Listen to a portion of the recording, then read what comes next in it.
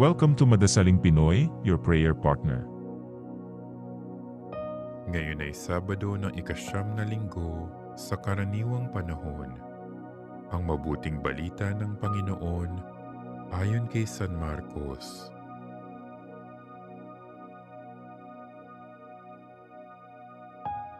Noong panahong iyon, sinabi ni Jesus sa kanyang pagtuturo, "Mag-ingat kayo sa mga eskriba na mahilig maglalakad ng may mahahabang kasuotan at natutuwang pagpugayan sa mga liwasan.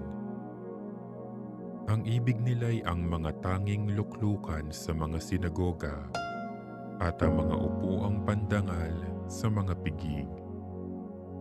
Inuubos nila ang kabuhayan ng mga babaeng balo at ang sinasangkalay ang pagdarasal ng mahaba. Lalo pang bibigat ang parusa sa kanila." Umupo si Jesus sa tapat ng hulugan ng mga kaloob doon sa templo at pinagmasdan ng mga taong naguhulog ng salapi. Maraming mayayamang naghulog ng malalaking halaga.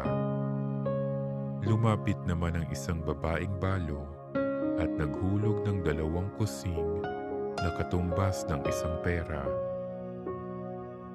Tinawag ni Jesus ang kanyang mga alagad at kanyang sinabi, "Sinasabi ko sa inyo, ang dukhang balong iyon ay naghulog ng higit sa kanilang lahat, sapagkat ang iba'y nagkaloob ng bahagi lamang nang hindi na nila kailangan.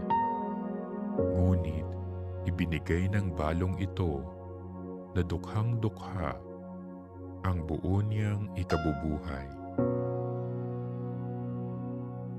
Ang mabuting balita ng Panginoon.